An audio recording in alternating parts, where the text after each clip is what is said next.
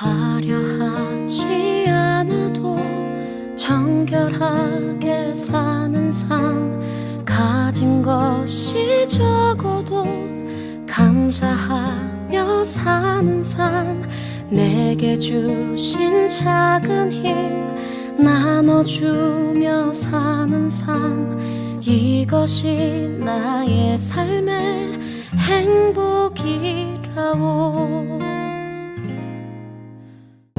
할렐루야.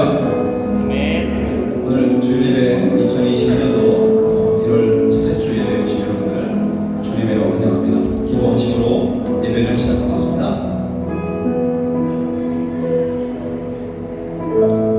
살아계신 하나님 아버지, 오늘도 저희들을 은혜의 보좌 앞에 불러주시고 하나님을 아버지라고 부르며 하나님을 마음껏 찬양하며 경배할 수 있는 은혜 주신 하나님께 감사를 드립니다. 이 시간 찬양하며 또 우리의 마음을 다해 주님께 나아갈 때 우리 예배를 기뻐 받아주시고 이 예배를 통해 하나님을 뜨겁게 만나고 우리를 향한 하나님의 뜻을 깨달을 수 있는 살아있는 예배가 되게 하옵소서. 예수 그리스도의 이름으로 기도하옵나이다. 아멘.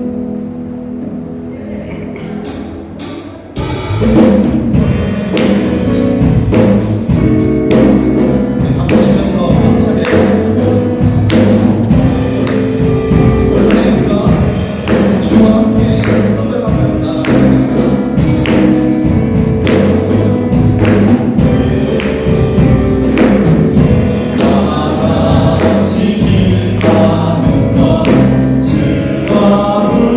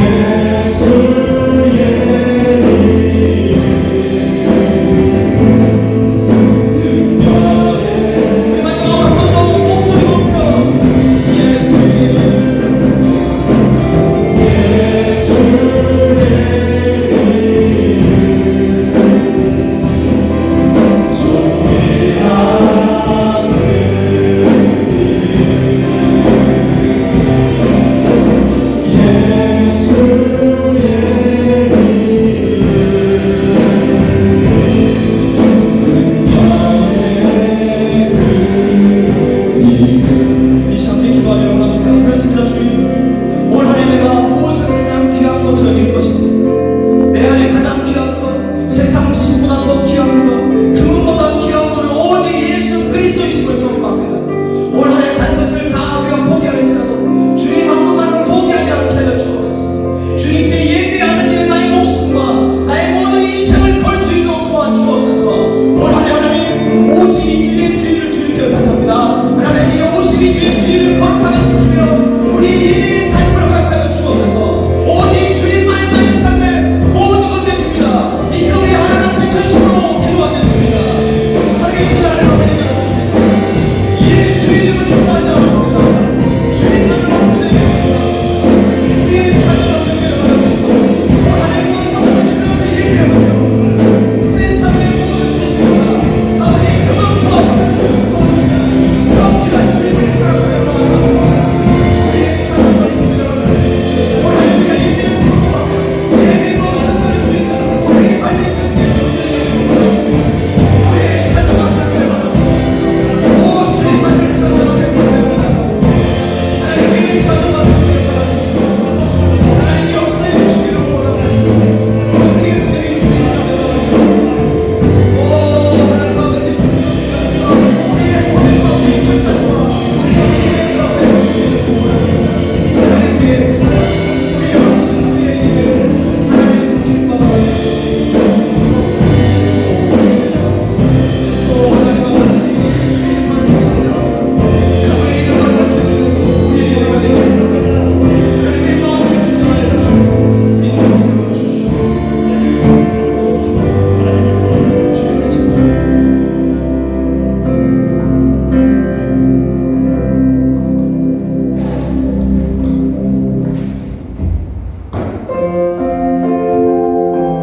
일어나셔서 이 찬양입니다.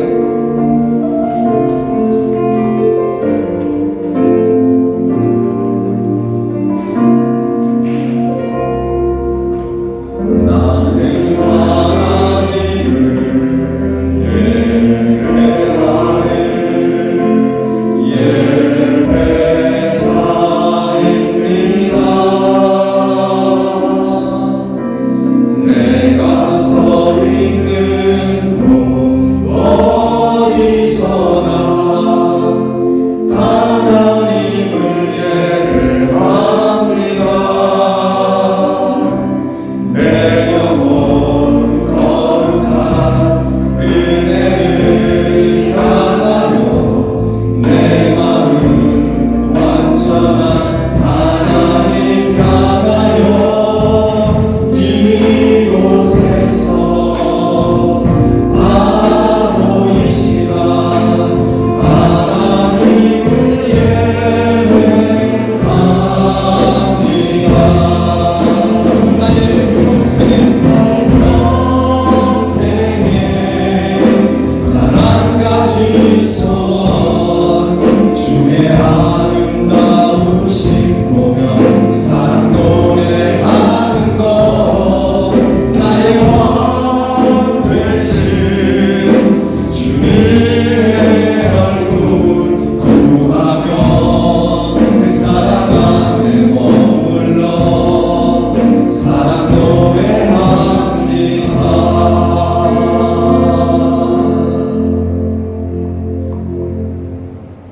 보라 내가 새 일을 행하리니 이제 나타날 것이다. 너희가 그것을 알지 못하겠느냐? 반드시 내가 광야의 길을 사막의 강을 내리니. 전능하신 하나님, 우리를 사랑하셔서 새해 새날을 주시고 다시 새로운 시작을 할 수 있는 기회를 주셔서 감사와 찬양을 드립니다. 이 시간 마음과 뜻과 정성으로 드리는 신년 감사 예배를 통해 우리가 주님 안에 새로운 마음을 품게 해 주시고 새해를 기쁘고 복되게 시작할 수 있는 은혜를 우리에게 허락하여 주옵소서. 예수 그리스도 이름으로 기도하옵나이다. 아멘. 자리에 앉으셔서 찬양합니다.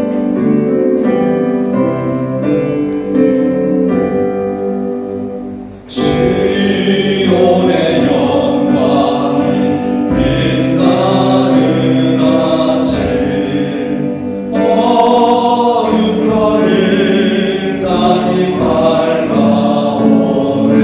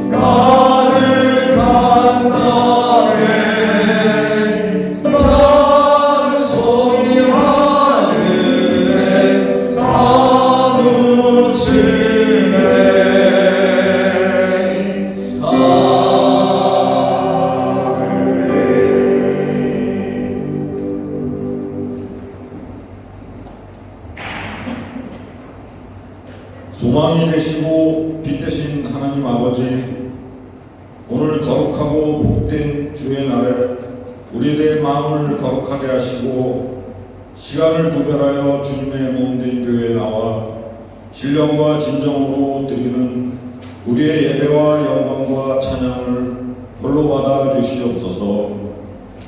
오늘은 2022년 첫 주일 예배 가운데 있습니다. 신년 새해를 시작하는 이 예배에 하나님의 영광이 임재하사 모든 성도들이 주님을 만나는 시간이 되게 하시며 구원의 확신을 견고하게 하시고 부르심을 따라 살기로 결단하는 은혜의 시간이 되게 하옵소서. 모든 성도들과 그들의 가정에 하나님의 은혜로 채워주시고 하나님의 그 놀라우신 사랑을 늘 감사하며 주님께 영광 돌리게 하시옵소서. 항상 주님을 증거하며 섬기는 지체가 되게 하시고 늘 깨어 기도함으로 성령의 역사와 기적을 경험하게 하사 늘 기쁨과 감사가 넘치는 성도들이 되게 하옵소서. 인류의 흥망과 성세 주관하시는 전능하신 하나님 아버지, 몇 년째 고통에 신음하는 코로나19 확산으로 혼란과 불안 속에 있는 지구촌과 함께하여 주시옵소서.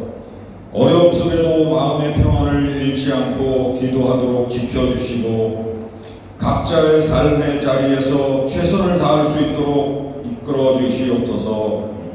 코로나19 감염으로 고통받는 이들에게 치유의 은총을 내려주시고 이들을 헌신적으로 돌보고 있는 의료진들과 가족들을 축복해 주시며 또한 이 병으로 세상을 떠난 이들의 영혼을 받아주시고 유족의 슬픔을 위로하여 주시옵소서. 교회의 머리가 되시는 주님, 우리 교회와 성도들의 삶 속에 하나님의 영광이 충만케 하사 그리스도의 온전한 사랑을 실천하며 세상 속에 참된 그리스도의 향기를 나누며 사는 하나님의 신실한 공동체가 되게 하옵소서. 가난하고 억눌린 자들의 친구가 되는 교회가 되게 하시고 지치고 병들고 소외된 이들에게는 위로하며 다가가는 교회가 되게 하옵소서. 이 지역을 위해서 나눔과 섬김, 사랑과 봉사로 섬기는 우리 발리 세움교회가 되게 하시고 온전한 그리스도의 사랑을 실천하고 이웃을 복되게 하는 사랑의 공동체가 되게 하옵소서. 우리 교회를 섬기는 목사님과 사모님께 날마다 능력과 지혜를 더하여 주고 항상 피곤치 않게 하시며 영육간에 강건하게 하시고 재정의 물건도 열어주사 사역하는 데 막힘이 없게 하옵소서. 이 시간 말씀을 전하는 목사님께 성령의 능력으로 붙들어 주사 그 말씀이 우리의 마음밭에 심어져 성령이 역사하는 능력의 말씀이 되게 하옵소서. 우리 교회 찬양팀의 찬양이 하나님께 영광이 되게 하시고 성도들에게는 은혜가 되게 하옵소서. 예배의 시종을 주님께 의지하며 오늘도 살아 역사하시는 예수님의 이름으로 기도합니다. 아멘.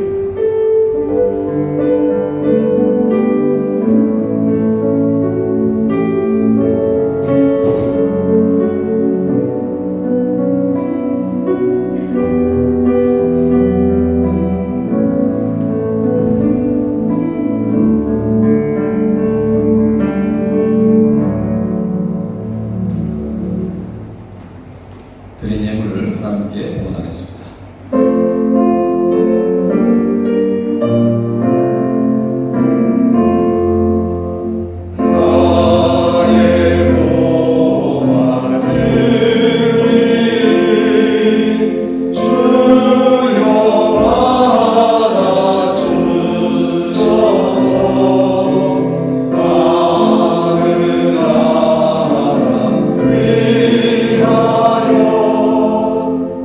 주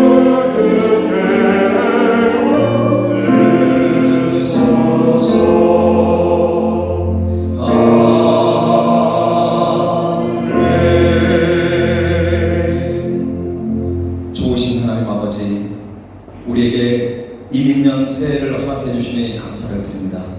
우리가 살아가는 시간들이 하나님께서 예비하시고 계획하신 가운데 살아가고 있음을 우리가 알게 하옵시고, 우리나라와 교회와 가정과 각자에게 향하신 하나님의 뜻을 깨달아 올 한 해 하나님의 선한 도구로 귀하게 쓰임받는 복된 한 해가 되게 하옵소서. 오늘도 귀한 예물을 구별하여 주님께 드립니다. 마음과 뜻과 정성을 다하여 드리오니 하나님 모든 물질의 주인 되신 주님을 바라보며 또 이 물질을 사용하는 곳에 하나님의 지혜로 사용케 하시고, 무엇보다도 죽어가는 영혼들을 살리며 하나님 나라의 확장을 해서 귀하게 쓰임받는 귀한 예물 되게 하옵시고, 우리가 올 한 해 살아가면서 물질 때문에 시험 당하지 않게 하시고, 어떠한 어려움과 고통 속에서도 오히려 물질을 다스리며 채우시고 이끌어주시는 주님을 바라보며 물질의 주인 되신 주님을 바라보고 나아가며 승리할 수 있는 귀한 성도들의 가정이 다 되게 하여 주옵소서. 특별히 사업장들마다 하나님, 지금까지 어려운 상황 속에 잘 버티게 하신 하나님, 이제 주님께서 허락하시는 그 날을 기다리며 고대하며 나갑니다.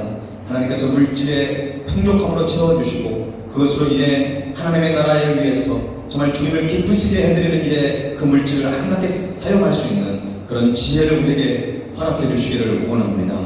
하나님, 올 한 해 조국 대한민국 많은 일들이 있습니다.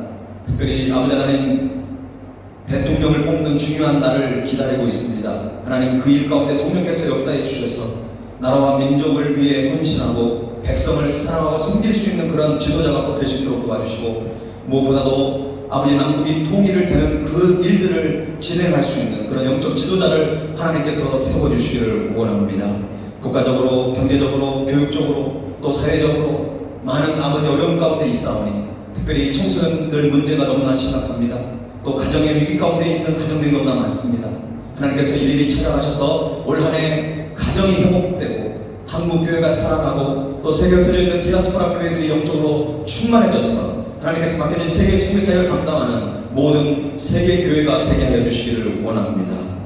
또한 이 시간 가정들을 위해서 기도합니다. 자녀들을 허락하셨습니다. 하나님, 주님께 주신 이 선물들을 정말 온전히 주님의 뜻과 주님의 교환과 훈계로 잘 양육해서 다음 세대를 책임질 만한 위대한 영적 지도자들로 잘 양육할 수 있는 그런 우리 영적 부모를 허락하시고 신앙의 유산을 아이들에게 잘 물려주고 또 물려받을 수 있는 우리 믿음의 가정들로 허락하여 주옵소서. 특별히 대학 입시를 준비하고 있는 우리 수험생들이 있습니다. 하나님, 저들 한 사람 한 사람 좀 책임져 주시고 하나님께서 부어주시는 꿈과 비전의 길을 걸어가는데 부족함이 없게 하시고 그 일을 통하여 하나님께 큰 영광 돌리는 귀한 자녀들이 다 되게 하여 주옵소서. 국문부 중에 있는 우리 학생들 자녀들이 있습니다. 하나님, 눈동자같이 지켜주시고 추운 날씨에 그들의 건강이 상하지 않도록 하나님 함께하여 주옵소서. 우리 교회가 후원하고 있는 선교 기관들이 있습니다. 그리고 한국교회와 협력해서 함께 기도하는 그런 모든 선교 기관들, 또 현지 교회와 많은 동역자들 가운데 함께 하시고,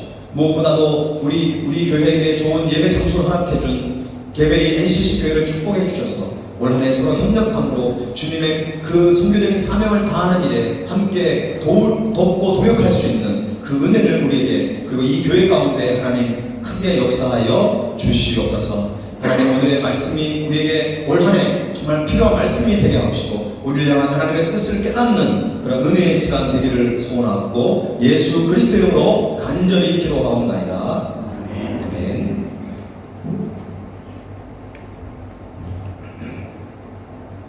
네, 오늘 예배에 참여 여러분들 환영합니다. 우리 좌우에 계신 분들 새해 복 많이 받으십시오. 먼저 한 다음에 이 찬양으로 축복합시다. 새해 복 많이 받으십시오. 네, 사랑의 축복교회 찬양 드리겠습니다. 네, 좌우에 있는 분들에게 손을 펼쳐서 사랑해요. 사랑해요. 사랑해요. 축복해요.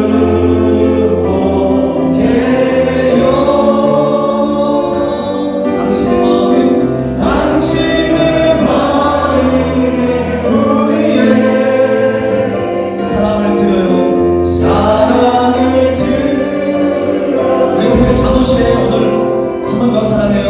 오늘 특별히 비전하우스 우리 고아원 아이들이 예배에 참여했습니다. 축복해요. 축복해요.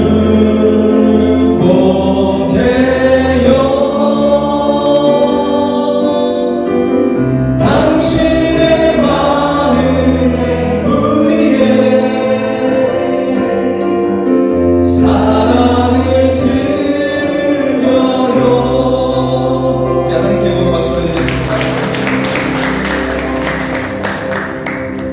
소식 전해드리기 전에 지난주에 예수님께 드린 선물 너무나 은혜가 많아가지고 영상으로 좀 준비했어요.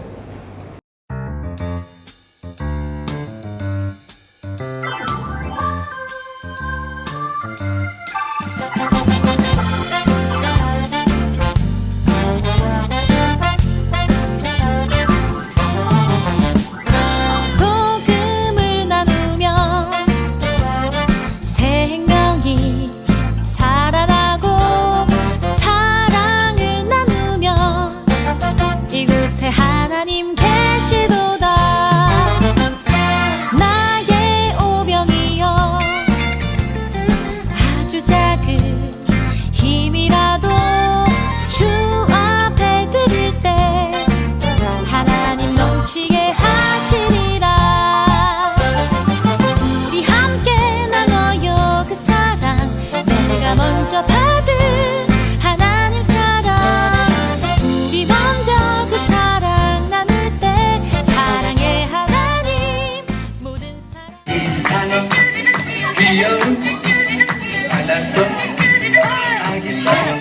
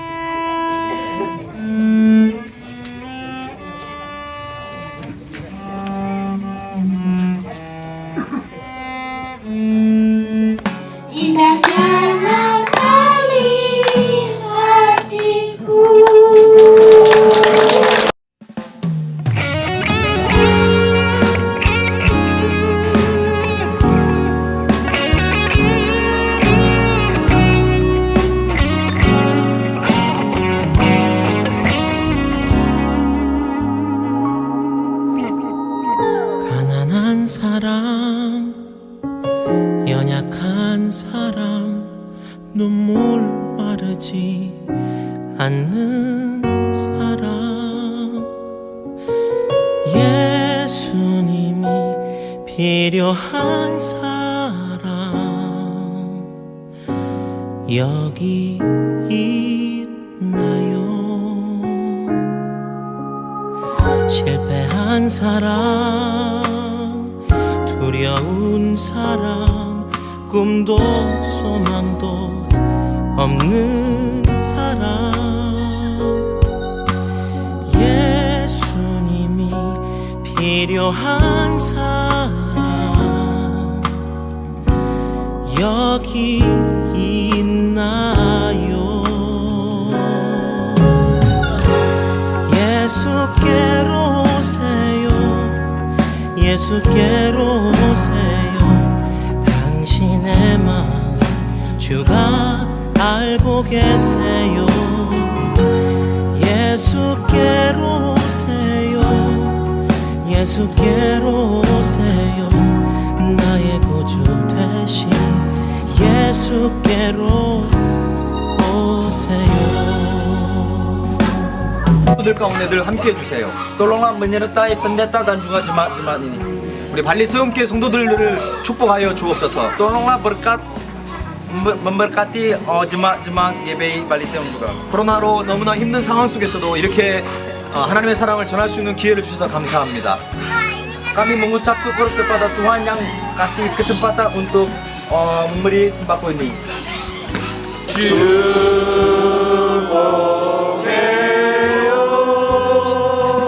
당신의 마음에 우리의 사랑을 드려요.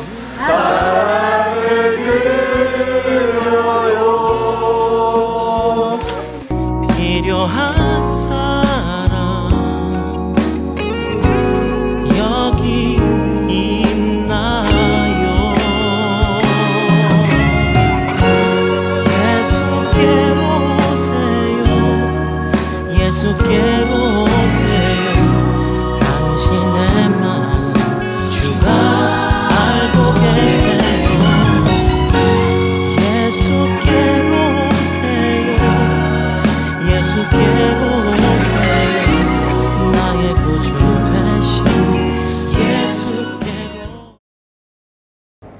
이상하게 무지개가 그린파이로 찾은 게 아니라 실제 무지개가 떴습니다. 비록 다 보지는 못해서 일부 사람만 길을 잘못 들어가지고 무지개를 봤는데 하나님께서 여러 가지 선물을 주셨습니다. 원래 그 지역이 제가 항상 싱가자를 넘어가는 길이라서 매주 보면은 이렇게 비가 많이 오는데 그날은 너무 좋은 날씨에 정말 9대 이 차량을 가지고 그 좁은 길을 가고 또 나눠주는 길이 정말 굉장히 가물었습니다. 중간에 길거리에 주저앉는 사람들도 있을 정도로 힘들었지만 많은 감동이 있었습니다. 참 이런 것에 함께 할 수 있다고 하는 것이 또 성도님들이 이렇게 적극적으로 참여해 주신 그런 것에 더 큰 위로가 있습니다. 몸이 건강하지 못해서 또 여러 가지 이유 중에 참여하지 못한 분들은 다음 기회에 꼭 정말 은혜의 자리에 함께하는 것이 얼마나 복되는지 그게 진정한 행복이라고 생각합니다. 네, 교회 소식 더 몇 가지 드리겠습니다. 오늘은 신년 감사 주일 예배로 드리고 있습니다. 신년 감사 헌금과 헌금을 못 드리신 분들은 교회 봉투를 사용하시면 될 것 같고요. 송고영신님의 때 연간 기도 제목을 우리 어린 아이들도 참 아이들도 열심히 기록했더라고요. 그래서 그거를 아직 못 낸 우리 성도들이 있는데 밖에 나가시면 입구에 비치가 되어 있습니다. 연간 기도 제목 오늘까지만 봤거든요. 혹시 정말 중요한 기도 제목들 여러분들이 기록해 주시면 저만 그걸 가지고 기도를 합니다. 그리고 제가 지금 받아놓은 기도 제목은 제가 사진을 찍어가지고 여러분 개인 카톡으로 제가 보내드릴 테니까 써서 주시면 제가 1년 동안 여러분께서 함께 중보하겠습니다. 예수님께 드리는 선물, 교회 주변 50가정, 뿌다와 마을에 100가정의 선물을 전했고요. 그날 원천침례교회에서 보내준 신발장만한 크기, 그들은 뭐라고 부르냐면 포도상자라고 그래요. 포도상자. 그 안에는 이쁜 인형, 그다음에 어린이용 마스크, 그다음에 장난감, 문구류, 또 맛있는 사탕. 근데 그 사람들이 몰라서 그런가 봐요. 그 에나디라고 하는 우리 인도네시아 과자를 또 주더라고요. 인도네시아 과자가 또 들어있더라고요. 양말도 들어있고 아주 소중한 그런 선물인데 아이들이 받고 너무너무 좋아했어요. 그래서 그걸 한 40개 정도를 했고 그 외에 제가 현지 교회 목사님이나 어려운 지역 또 10개 해가지고 한 50개 정도를 이번에 원천침례교회 청년부가 보내줘가지고 그것을 잘 전달했습니다. 뿐만 아니라 옷도 이렇게 헌옷도 했는데 아주 눈 깜짝할 사이에 다 없어졌더라고요. 그리고 부다와 지역은 앞으로 우리가 선교를 계속 할 지역이니까 여러분 계속 기도해 주시고 다음에 제가 또 한번 우리 교인들 한번 갑시다 그러면 여러분들이 같이 좀 모여서 가서 우리가 그들과 함께 교제하는 시간을 가졌으면 좋겠습니다. 2022년 교회 표어가 참된 경건을 이루는 삶입니다.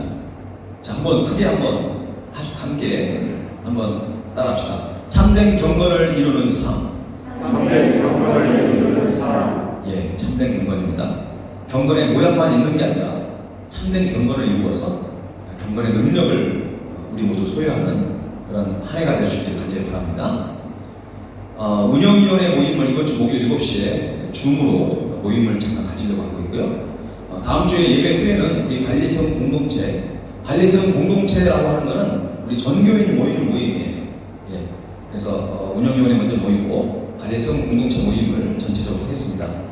원래 1월 첫째 주에 뭐 직분자라든가 여러 가지 이런 부분들을 많이 하게 되는데 작년 우리가 11월 28일 날 예배를 온라인 예배를 대면 예배를 시작했기 때문에 올해는 아마 2월 달부터 우리가 본격적으로 전체적인 행사에 맞춰서 진행이 될 것 같습니다.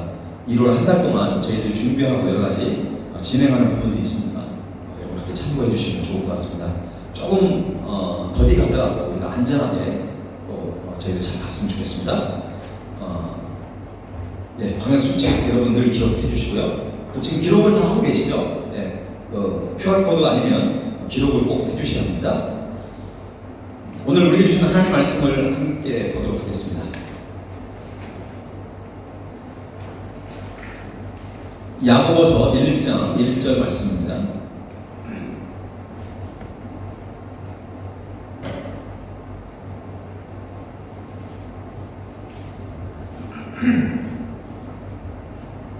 야고보서 1장 1절 말씀을 우리 한 목소리로 읽도록 하겠습니다. 시작. 하나님과 주 예수 그리스도의 종 야고보는 흩어져 있는 12지파에게 권한하라. 아멘. 여러분은 청사초롱이라는 것을 아십니까? 혹시 자기가 한국에서 결혼했을 때 뭐 이렇게 청사초롱 막 들고 가는 그런 그 뭐라 하죠? 한이라고 하나요? 그걸 경험해 보신 분 계신가요? 장로님 때는 안 하셨습니까? 청사초롱이 이거죠, 이거. 예. 이렇게 들고 가는 거 있잖아요, 그죠? 예. 이 청사초롱은 조선 후기부터 어떤 민간인들이 혼례를 행할 때 이 청사초롱이 등장을 했다고 합니다. 청사초롱은 홍사 바탕에 청사로 단을 둘러가지고 만든 어떤 제등 양식의 한 종류입니다. 홍색은 이 홍색, 분홍 색깔은 어떤 양의 기운을 뜻하고 청색은 음의 기운을 상징한답니다. 그래서 우주 만물의 시작인 음양화합을 기원하는 뭐 그런 뜻이 있다고 하네요. 그러니까 청사초롱을 불을 밝힘으로써 신랑과 신부의 어떤 화합과 조화로운 새로운 출발을 기원하는 그런 의미를 담는 게 이 청사초롱이죠. 청사초롱. 그런데 이 그림이 뭡니까? 어디서 많이 본 그림이죠, 그죠? 우리 교회의 달력을 보면 매월 우리 김영경 성도께서 그린 그 아름답고 의미 있는 그림들이 매월 이렇게 그림이 있습니다. 1월달 그림이 바로 이 그림이에요. 이 그림의 제목이 뭘까요? 여러분 글씨가 작아서 잘 안 보이셨죠? 네, 오늘 집에 가보세요. 밑에 딱 그 이름하고 옆에 제목이 있어요. 이게 그림이 청사초롱이에요. 왜 그림 제목을 청사초롱이라고 줬는지 제가 물어보지는 않았지만 그 옆에 보면 글을 썼어요. 제가 제목이 뭐냐면 새로운 시작이에요. 이 청사초롱에 대한 의미가 뭐냐면 새로운 출발을 의미하거든요. 그래서 이 청사초롱이 신랑 신부의 새로운 출발을 알리지만 우리에게 있어서 이 영적인 청사초롱은 뭘까요? 2022년도 한 해를 예수님과 함께 예수님과 조화를 이루면서 우리가 함께 출발하자고 하는 그런 의미를 가지고 있습니다. 집에 가서 다시 한번 이 청사초롱을 한번 그림과 글을 꼭 한번 묵상해 봤으면 좋겠습니다. 우리가 새롭게 시작할 수 있다는 것이 은혜이고 복입니다. 우리에게 새 생명과 새 나라 주신 주님께 감사함으로 2022년도를 주님과 함께 여러분들이 힘차게 시작할 수 있기를 간절히 바랍니다. 오늘부터 야고보서 강해를 시작하려고 합니다. 오늘은 야고보서의 전체적인 개관을 말씀을 드리려고 합니다. 작년에는 히브리서를 강의했고 올해는 야고보서를 이제 강의를 하게 됩니다. 먼저 야고보서의 저자에 대해서 좀 알아보려고 합니다. 야고보서의 저자는 누구일까요? 너무 쉬운 질문이죠? 누구예요? 예, 야고보죠, 야고보. 그런데 예수님 시대에는 야고보라고 하는 이름이 너무 흔했어요. 신약성경 안에도 야고보라고 하는 이름이 7명이나 나온다는 거죠. 어느 야고보인지 잘 모를 수 있어요. 자, 한번 볼게요. 대충. 첫 번째는 세베대의 아들 야고보. 마가복음 1장에 나오는 이 내용인데 이 야고보가 바로 요한의 형제였고 사도들 가운데 최초의 순교자. 사도행전 12장에 보면 최초의 순교자 야고보가 나오잖아요. 바로 그 야고보가 이 세베대의 아들 야고보예요. 두 번째는 알페오의 아들 야고보. 예수님의 제자의 알페오 그 아들이 있었잖아요. 그죠? 예수님의 12제자 중에 하나가 알페오의 아들 야고보입니다. 그리고 세 번째로는 작은 야고보라고 되어 있어요. 이 야고보는 어떤 야고보인지 사실은 잘 몰라요. 그 다음에 네 번째는 유다의 아버지 야고보. 누가복음 6장에 나와 있고요. 예수님의 형제 야고보. 마가복음 6장에 나와 있죠. 예수님의 동생을 의미합니다. 그리고 여섯 번째는 유다의 형제 야고보. 이 야고보도 예수님의 그 동생이에요. 그리고 일곱 번째, 오늘 우리가 봤던 야고보서의 저자 야고보. 사실 5번, 6번, 7번은 동일 인물이에요. 결국 야고보서의 저자는 예수님의 동생인 야고보가 이 야고보서의 저자입니다. 전통적인 학자들과 교회 역사에서는 야고보서의 저자를 예수님의 형제인 그 야고보로 인정을 하고 있습니다. 예수님의 친동생이었던 야고보는 원래 오랫동안 예수님과 함께 지냈죠. 거의 30여 년을 예수님과 함께 살았어요.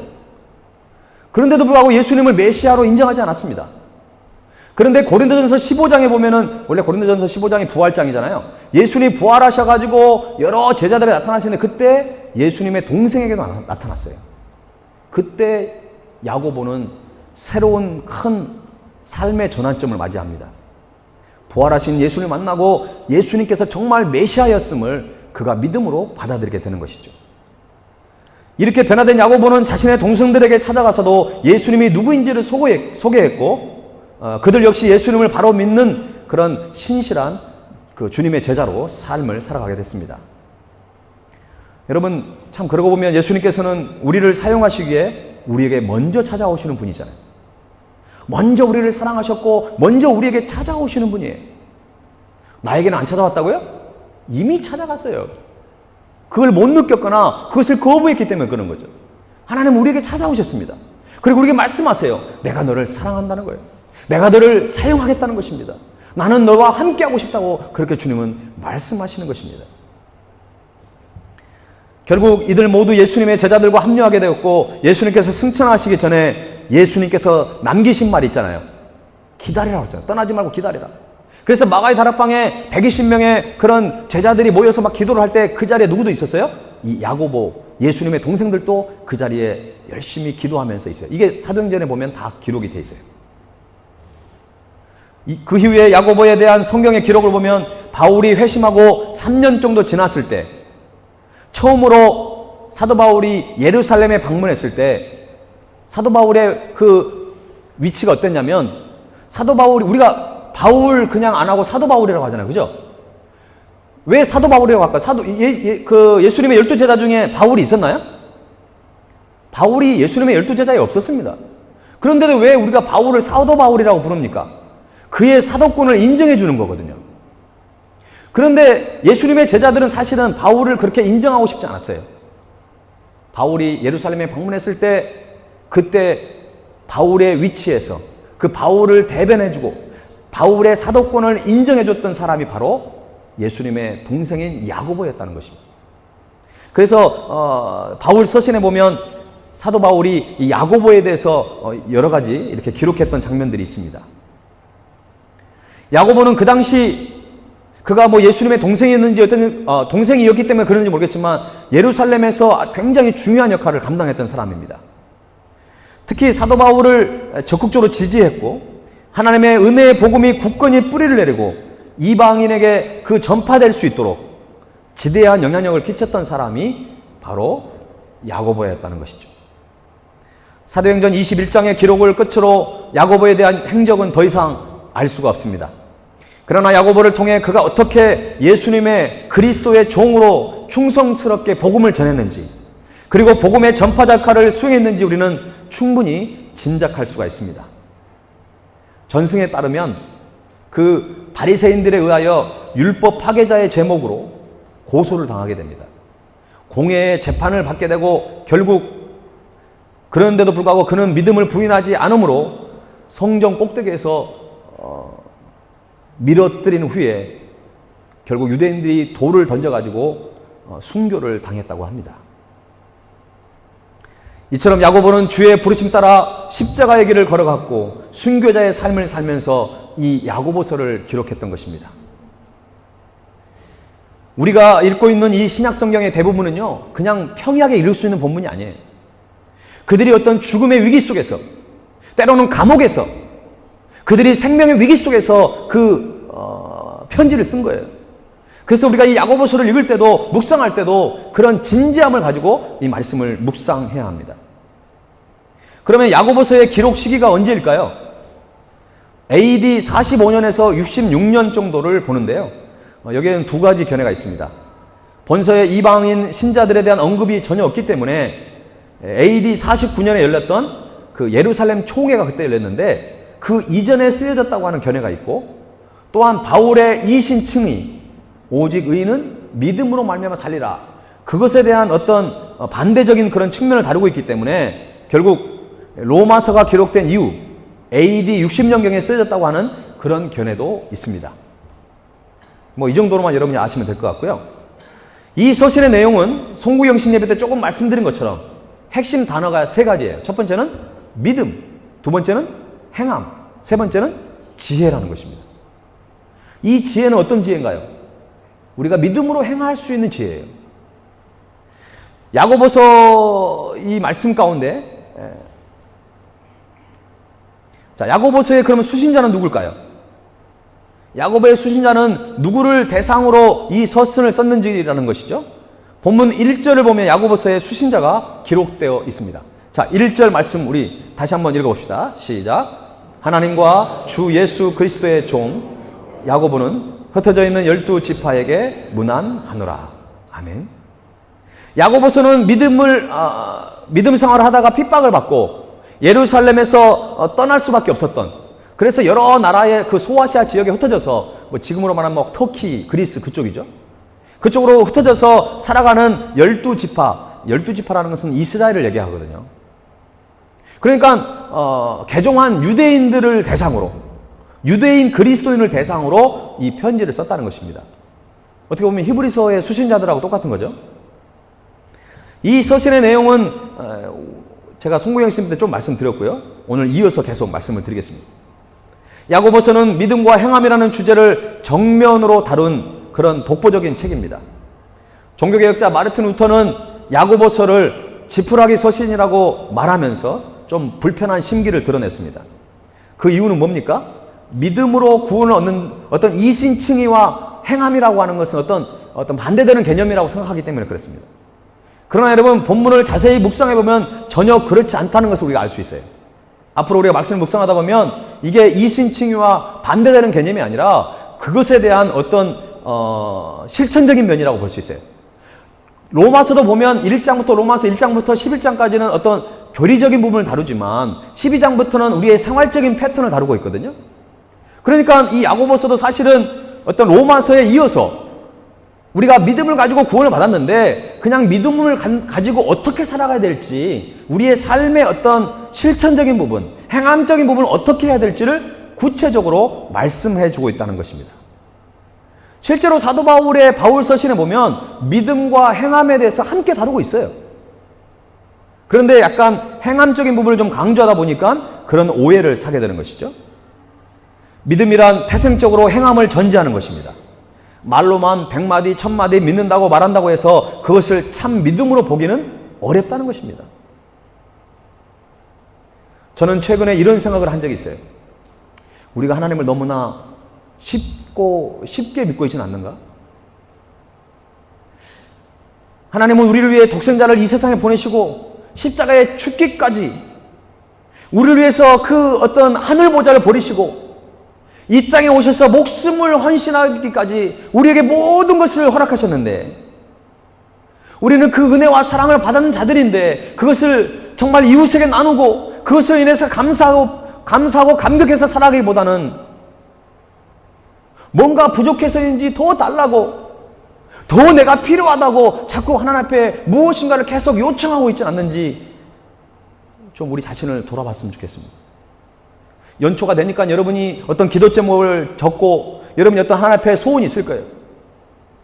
근데 여러분, 기도 제목에 보면은 우리가 소원보다는 뭐예요? 우리의 결단이 들어가 있잖아요. 그래서 기도 제목을 제가 그렇게 적은 거예요.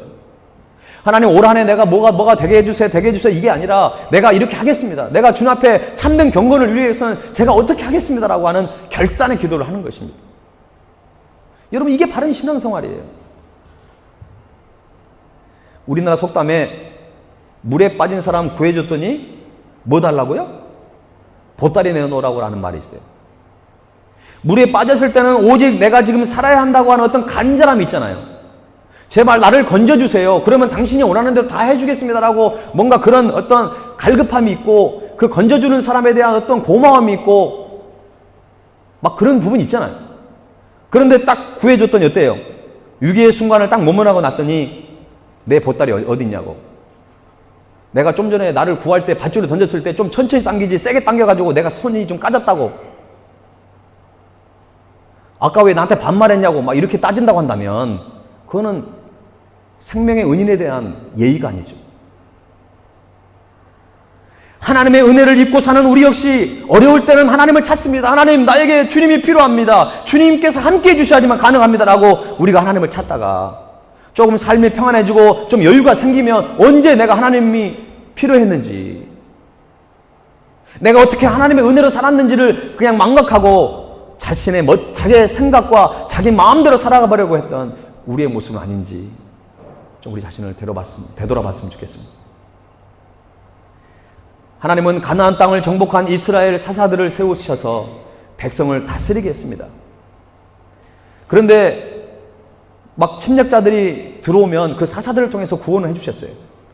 그러나 백성은 하나님이 세우신 사사에게 순종하지 않고 다른 우상을 숭배해버립니다. 하나님의 명령을 지키며 조상들이 걸어왔던 거룩한 길에서 그냥 돌아서고 마는 거예요. 이제 진노하신 하나님이 침략자들에게 이스라엘을 넘겨줘 버립니다. 어디로 가든지 하나님의 손이 재앙을 내리셨기 때문에 그들은 고난이 더욱더 심해지게 되는 거예요. 이스라엘은 너무나 고통스러워서 슬피 울며 하나님께 찾아갑니다. 그리고 하나님께 용서를 구합니다. 나 같으면 더 좀 혼나봐라 할 텐데 하나님은 또 금세 용서하시고 그 침략자들을 사사를 통해서 또 구원해 주십니다. 그런데 여러분이 잘 아시는 것처럼 사사기에는 이런 영적 사이클이 계속 반복되고 있다는 것입니다. 좀 편하면 우상 숭배하고, 하나님이 징계를 내리면 또 아파하면서 또 하나님을 찾고, 또 하나님 앞에 울면서 나와서 하나님 앞에 고백하면서 주님이 필요합니다라고 할 때 하나님의 구원을 받고, 또 편하면 나도 모르게 편한 길, 안전한 길, 세상의 그런 문화를, 세상의 그런 흐름에 빠져서 나도 모르게 그곳에 가고 있는 것입니다. 여러분의 신앙의 모습은 어떤가요? 사사시대의 이스라엘 백성처럼 반복되는 죄의 악순환을 스스로 끊지 못하고 있지는 않습니까? 그렇다면 그 고리를, 악의 순환을 무엇으로 끊을 수 있습니까? 다른 종교는 인간의 노력이라고 자꾸 얘기하지만 우리 기독교는 절대 그렇잖아요. 우리는 그것조차도 우리의 힘으로 할 수 없습니다. 오직 예수 그리스도만이 할 수 있어요. 예수 그리스도만을 삶의 주인으로 모실 때 그것이 가능하다는 것입니다. 우리의 죄악의 고리를 끊어버릴 수 있는 분. 고리니까 또 우리 어성님 저기 안에 고리 말고요. 그 고리 말고 진짜 이 악의 순환을 끊어버리는, 그것은 예수 그리스도의 보혈의 피로만 가능하다는 것이에요.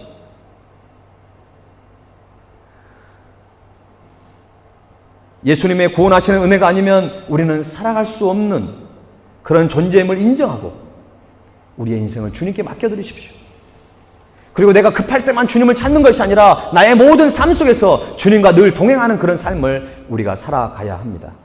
올 한 해는 여러분들 그런 좀 신앙의 기복이 좀 크지 않는, 늘 하나님과 찬양하며 하나님과 함께하는 그런 복된 인생이 될 수 있기를 간절히 바랍니다.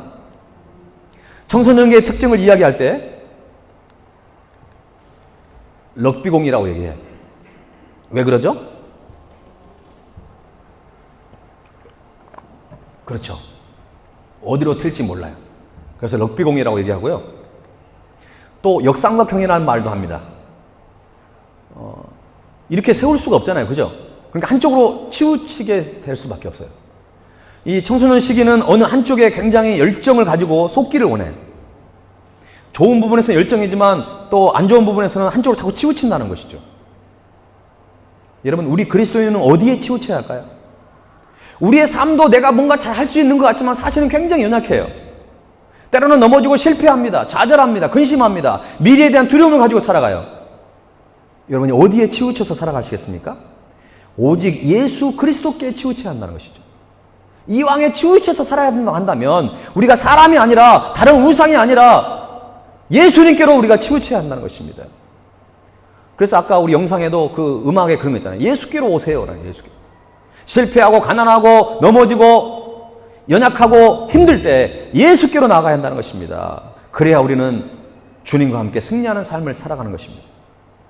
참된 경건을 이루기 위해서는 우리의 소속, 신분, 정체성을 분명히 해야 합니다. 오늘 본문 야고보서 1장 1절에 야고보는 자신의 소속과 신분을 분명하게 밝히고 있습니다. 뭐라고 밝히고 있죠? 노란 글씨를 보세요. 하나님과 주 예수 그리스도의 종이라는 것입니다. 제가 그리스도의 종이라는 부분은 좀 설명을 드렸죠. 야고보는 당시 초대교회 시대에 큰 권위를 지닌 지도자였어요. 하지만 자신을 겸손하게 낮추어서 예수 그리스도의 종이라고 소개하고 있습니다. 여기에서 종이라는 단어는 헬라어로 아주 여러분이 많이 들었던 거예요. 둘로스. 둘로스라고 하는 이 말이 바로 종이라는 뜻입니다. 이것은 주인에게 복종하는 노예를 말합니다. 종은 주인의 처분에 전적으로 복종하며 그분의 뜻을 쫓아야 하는 존재입니다. 그러니까 둘로스, 종이라고 하는 것은 자신의 어떤 위치나 어떤 유익이나 자신의 어떤 권위가 없는 것입니다. 모든 것이 다 주인에게 달려있는 것입니다. 이렇게 자신을 종으로 칭호를 사용한 성경 인물은 사실은 야고보만 그런 게 아니에요. 이런 표현은 이미 구약 성경에서부터 사용됐습니다. 누구보다도 큰 위엄과 권능을 가지고 하나님의 백성을 인도를 했던 이스라엘의 영적 지도자 누굽니까? 모세. 그래서 모세도 모세의 종이라고 그렇게 모세가 하나님의 종이라고 그렇게 성경에 기록이 되어 있어요. 모세, 그리고 하나님의 마음에 합한 자였던 다윗도 자신은 하나님의 주님의 종이라고 그렇게 표현을 합니다. 그리고 예레미야와 에스겔 같은 선지자도 자신을 주의 종이라고 그렇게 고백을 합니다. 신약 성경에 자신을 하나님과 그리스도의 종이라고 가장 많이 언급했던 사람이 또 누굽니까? 사도 바울이에요. 사도 바울. 바울 서신을 시작할 때 사도 바울은 주 예수 그리스도 안에 부르심을 받은, 그게 뭡니까? 예수 그리스도 안에 내가 하나님의 종이라는 것입니다. 인도네시아 말로 함바 투한.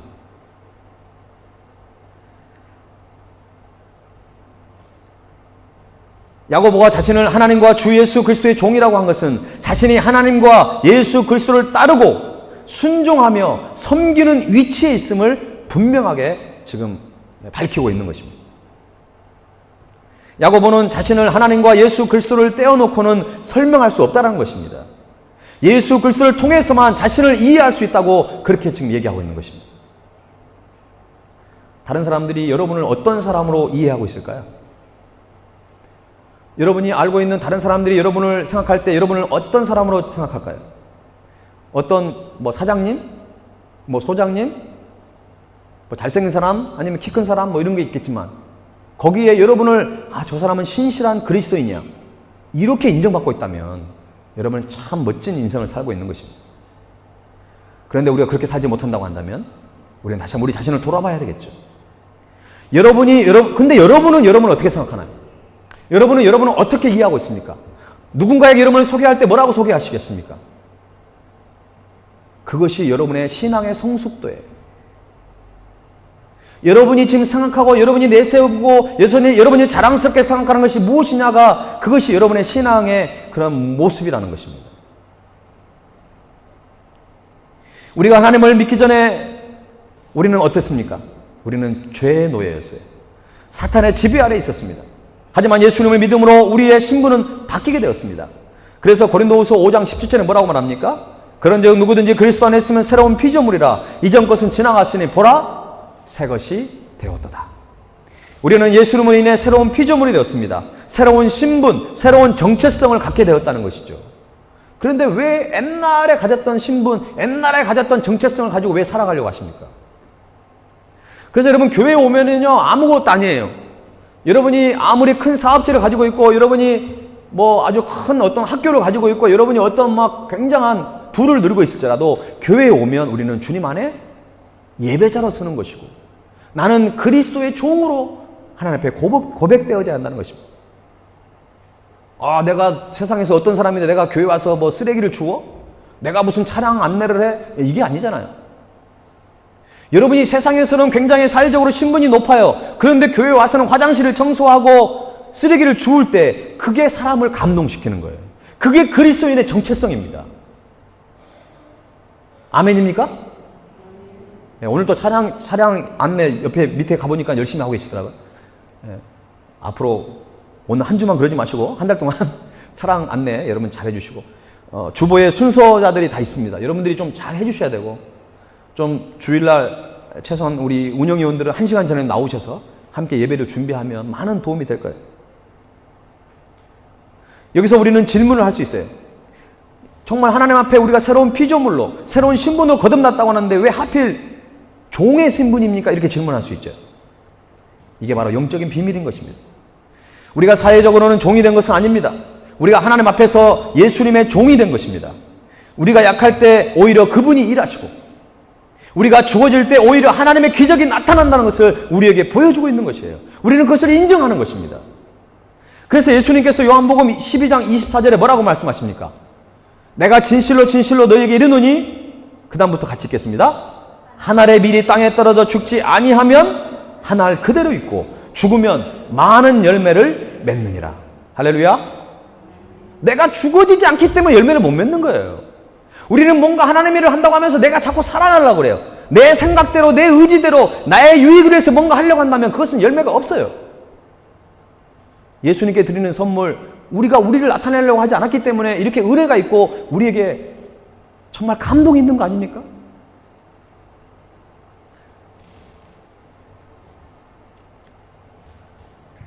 신앙생활은 나를 높이고 드러내는 것이 절대 아닙니다. 나는 죽고 하나님의 영광을 나타내는 것이 진정한 신앙생활입니다. 그래서 우리는 자주 이런 고백을 해야 돼요. 주가 하셨습니다. 그리고 모든 것이 주님의 은혜라고 자주 이런 고백을 해야 돼요. 그래야 하나님께 영광을 돌리는 거지, 모든 영광 자신이 가져버린다면 하나님 만났을 때 아무 상급이 없을 거예요. 여러분이 예수님 믿으면 천국 가시는 거예요. 천국 갈 거예요. 그러나 이 땅에 살면서 다 영광 누려버리고 이 땅에 살면서 다 여러분들이 그냥 영광을 다 받아버리면 천국 가서 받을 상이 없는 거예요. 사도 바울도 이런 고백을 합니다. 빌립보서 1장 20절에서 21절인데요. 자, 이 말씀 한번 잘 읽어봅시다. 참 너무나 아름다운 고백입니다. 자, 시작. 나의 간절한 기대와 소망을 따라 아무 일에든지 부끄러워하지 아니하고 지금도 전과 같이 온전히 담대하여 살든지 죽든지 내 몸에서 그리스도가 존귀하게 되게 하려 하나니 이는 내게 사는 것이 그리스도니 죽는 것도 유익함이라. 아멘. 우리가 죽기 전에 이런 고백을 한 번이라도 할 수 있을까요? 우리가 좀 전에 읽긴 했지만 내 마음속에 깊은 곳에서 정말 내 삶 속에서 이런 고백을 할 수 있다고 한다면 정말 너무나 멋진 인생이 될 거예요. 물론 인간적으로 보면 이런 고백을 하면 안 돼요. 살든지 죽든지, 그리고 뭐 내게 사는 것이 그리스도니 내가 죽는 것도 유익하다. 계속 죽는 얘기만 해요. 그러나 여러분, 이게 영적 원리라니까요. 내가 죽어져야 하나님이 사는 것이고 내가 죽어져야 하나님 나라가 확장이 되는 것입니다. 내가 죽어져야 가정이 평안한 거예요. 송구영 스님 때 우리가 함께 눈물로 고백했잖아요. 나의 잘못된 성격을 절제해야, 나의 목소리 톤을 좀 낮춰야 우리의 가정이 좀 더 평안한 거예요. 좀 말을 급하게 하지 말고 좀만 1초라도 2초라도 좀 참아보세요. 지금 당장 화를 내고 싶지만 시계를 바라보면서 시침이 한 바퀴 돌 때까지만이라도 1분만이라도 참고 좀 그 다음 대화를 하자는 것이죠.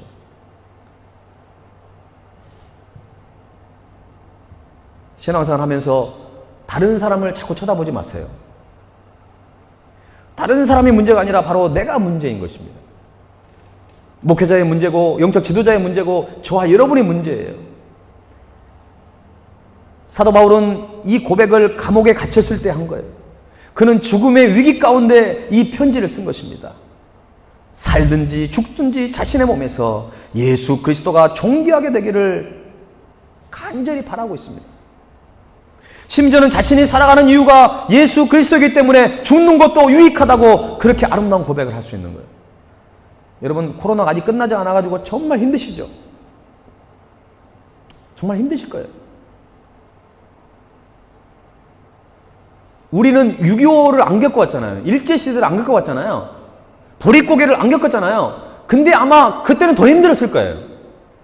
신사참배를 하고 이름을 창씨개명을 하고 오죽했으면 그들이 목숨을 다해 나와가 길거리에서 대한독립 만세를 외치면서 총에 맞아서 죽었을까요? 여러분, 우리가 아무리 지금 힘들어도 그 정도는 아니잖아요. 6.25 때 예수님 믿는다는 그 이유 때문에 수많은 그리스도인들이 그 제합리교회 같은 경우는 갇혀가지고 밖에서 그냥 문에 못질을 해버리고 거기다 불을 질러버렸어요.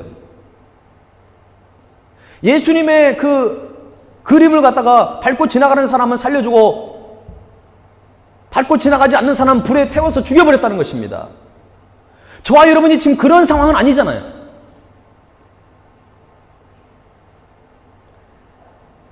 살든지 죽든지 내 몸에서 그리스도가 존귀하게 된다고 하는 그 믿음을 가지고 있었다면 이 코로나도 우리의 신앙을 흔들 수 없고 우리는 반드시 승리하게 될 줄로 믿습니다. 이럴 땐 아멘을 좀 크게 해야 되는데 믿으시기 바랍니다. 여러분 스스로에게 선포하세요. 내가 살아도 주님께 영광이 되고 죽어도 주님께 영광이 된다고 하는 그 믿음을 가져야 돼요. 제가 코로나가 걸려가지고 옆에 자고 있는 아내한테도 얘기할 수 없는, 또 한국에 있는 어머니께도 얘기할 수 없는 그 죽음의 위기를 제가 느꼈잖아요. 그때 제가 드릴 수 있는 고백이 그거였어요. 하나님, 저 이대로 가면 안 되잖아요. 지금 할 일이 너무 많잖아요. 그러면서도 속으로 드는 게 네가 할 수 있는 게 뭐가 있어? 이런 생각이 드는 거예요. 그러나 사명이 있기 때문에 하나님은 그래도 긍휼을 베푸셔서 사용하시기 위해서 제 생명을 연장해 주셨어요. 여러분의 삶도 마찬가지예요. 아침에 일어났을 때, 눈을 떴을 때 호흡이 되지 않으면 그냥 하나님 품으로 가는 거예요. 오늘 하루 숨을 쉬고 이 자리에 우리가 함께 있다는 것은 은혜 중에 은혜인 줄로 믿습니다. 오늘 예배가 여러분 생애의 최고의 예배가 돼야 돼요. 이 예배는 다시 돌아오지 않아요.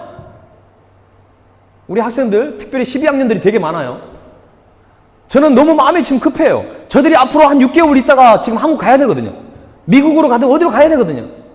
저들이 정말 갈 세상은 그리 만만치 않아요. 세상은 여러분을 무너뜨리고 여러분을 유혹하고 여러분을 죄악 가운데 이끌고 가기 위해서 지금 준비하고 있어요. 그런데 여러분은 그 영적 싸움에 준비하고 있나요?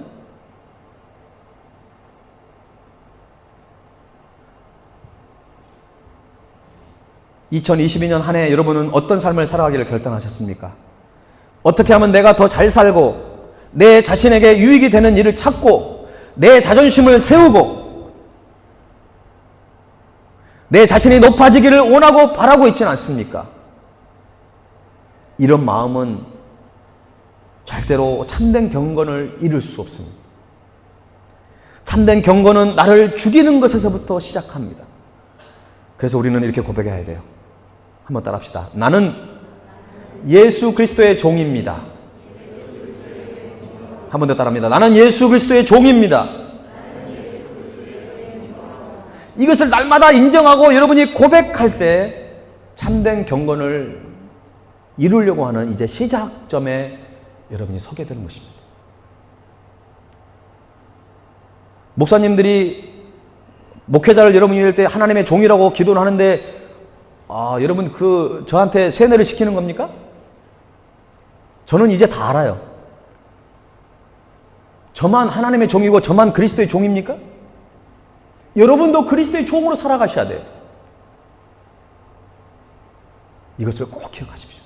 올 한 해 하나님, 저는 예수 그리스도의 종입니다. 예수 그리스도의 다스림 속에 들어가겠습니다. 나는 없고 주님만이 있습니다. 나는 아무것도 아니고 오직 주님만이 내 삶의 모든 것 되십니다. 그래서 우리가 아까 고백했잖아요. 내 안에 가장 귀한 것, 예수 그리스도를 아는 것입니다. 어떤 예수 그리스도를 아는 것이에요? 예수 그리스도는 나의 주인 되신다는 것, 나는 그분의 종이라는 것을 우리가 분명하게 알아야 합니다. 올 한 해 우리 교회의 표어가 참된 경건을 이루는 삶입니다. 우리 모두는 예수 그리스도의 종임을 믿음으로 고백함으로 내 뜻과 내 계획이 아닌 하나님의 계획과 이끄심에 순종할 수 있기를 주님의 이름으로 축원합니다. 그래서 올 한 해 참된 경건을 이루어서 하나님께 큰 영광 돌리는 복된 한 해가 될 수 있기를 다시 한번 주님의 이름으로 축원합니다. 우리 찬양 드리면서 하나님께 나아가십시다. 오늘 사도 바울이 고백했던 빌립보서 1장 20절과 21절 말씀을 가사화했던 찬양이 있습니다. 우리 그 자리에서 결단하는 마음으로 일어나서 찬양드립니다.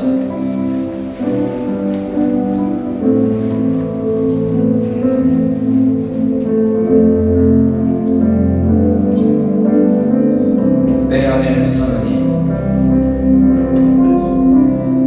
내 안에 사느니 예수 그리스도니 예수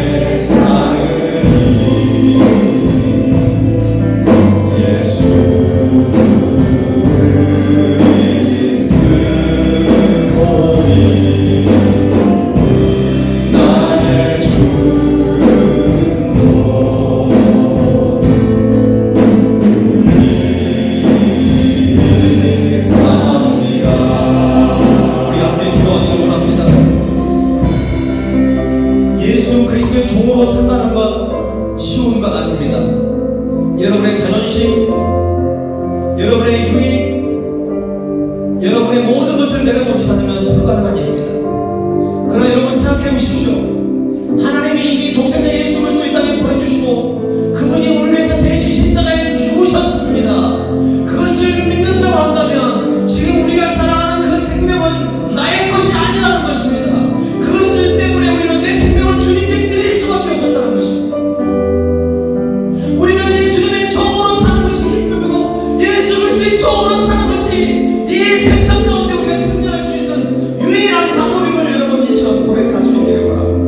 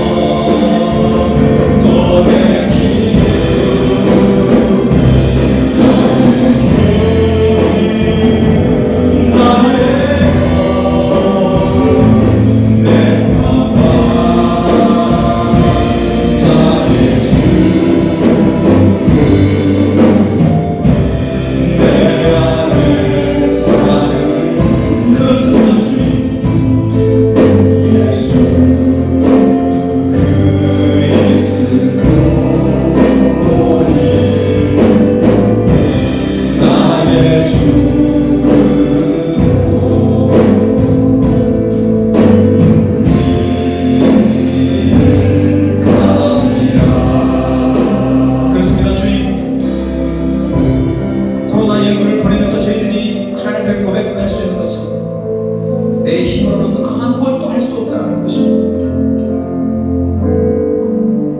그렇게 의술이 발달되어 있다고 하는 조국 대한민국도 그 코로나 앞에서는 아무것도 할 수 없는 존재임을 저희들이 다시 한번 인식했습니다.